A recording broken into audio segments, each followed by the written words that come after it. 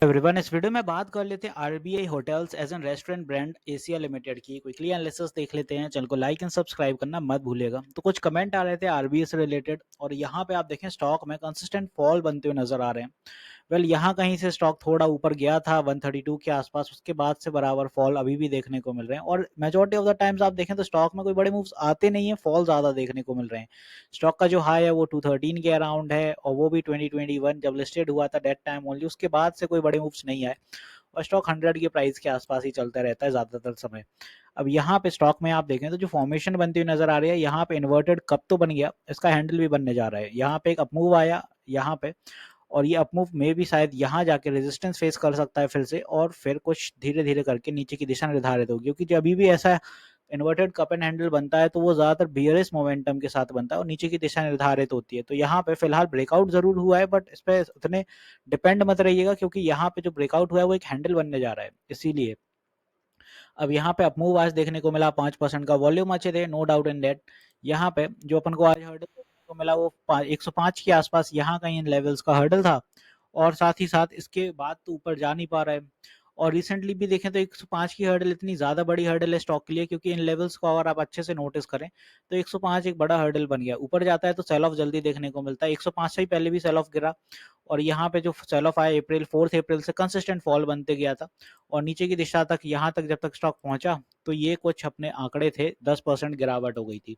अब वजह है स्टॉक के नतीजे। यहाँ पे आप देखें तो नेट प्रॉफिट हर बार आप देख लें, सेल्स तो ठीक है ऊपर नीचे होती रहती, कभी 604 सी आ रहे हैं, कभी 625, कभी 514, बट नतीजे आप देखें तो हमेशा नेगेटिव में जाते हैं। ये -40 हो गया, यहाँ -51 है, यहाँ -54, -80, तो हर क्वार्टर आप देखें नेगेटिव दिख रहा है। दिस इज द रीजन कि स्टॉक में कोई बड़े मूव नहीं आ रहे हैं और स्टॉक थोड़ा सा ऊपर जाता है और सेल ऑफ बन जाता है, बिकॉज इन्वेस्टर्स उतना रिलाय नहीं कर रहे हैं स्टॉक पर। जब तक नतीजे पॉजिटिव नहीं देखने को मिलेंगे एटलीस्ट 1 या 2 क्वार्टर के, तब तक कोई बड़े मूव्स तो आप एक्सपेक्ट मत करिए फिलहाल स्टॉक से। अभी आने वाले टाइम के नतीजे बताएंगे कि स्टॉक का क्या कैसा मूव रहेगा। वो नतीजे अगर अच्छे रहते हैं तब कोई बात बनेगी, अदरवाइज स्टॉक आपको जैसा मैंने बताया कि यहाँ एक हैंडल बनते हुए नजर आएगा फिर एक फॉल बन सकता है। तो बात जब नीचे की है तो फिर कहाँ तक जाएगा वो देख लेते हैं। इंपॉर्टेंट सपोर्ट लेवल जो रहेगा यहाँ 100 और 99 के अराउंड रहेगा।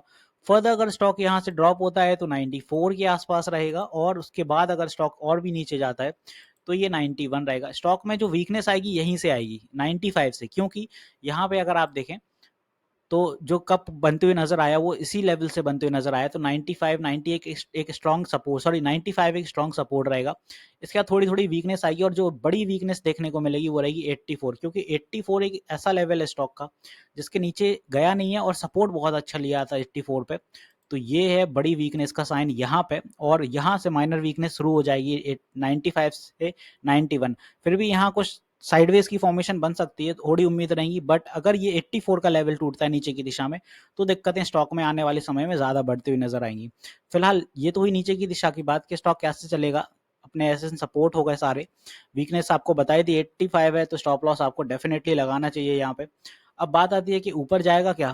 ऊपर के लिए कोई बड़े मूव्स तो नहीं है, बट जो कुछ छोटे मोटे मूव रहेंगे तो 107 देखने को मिल सकता है नेक्स्ट सेशन में। फर्दर इसके बाद जो बड़ा हर्डल रहेगा वो रहेगा 110। क्यों रहेगा, इन लेवल्स को आप चेक करिए, ये सारे लेवल्स पे यहाँ पे पहले सपोर्ट बन चुका है और अब वो रेजिस्टेंस का काम कर रहा है 110, इसीलिए तो 110 एक बड़ा हर्डल है। सस्टेन करता है तो बात अलग है कि 110 113 फिर रिवर्स आएगा, इसीलिए थोड़ी सावधानी बरतिएगा आरबीआई में इन्वेस्ट करने से पहले, बिकॉज आरबीआई का सिनेरियो बहुत बिगड़ा हुआ है और थोड़ा दूरी रहिए इस स्टॉक से। अगर नतीजे बिगड़े हुए हैं तो जाहिर सी बात है आपको दूरी रहना चाहिए। वॉल्यूम अपनी जगह है, वो आ रहा है ठीक है, जो भी जैसा सिनेरियो है मार्केट में बहुत स्टॉक है, किसी और में इन्वेस्ट करिए, इसको छोड़ दीजिए फिलहाल जब तक कोई अच्छे इसके नतीजे नहीं आते हैं 1-2 क्वार्टर, एटलीस्ट ये स्टेबलाइज ना हो जाए, स्टॉक मूव ऊपर की दिशा में ना पकड़ने लगे, तब तक स्टॉक से दूर रहिए। तो मिलते हैं नेक्स्ट वीडियो में। This is me Shubham Yadav signing off.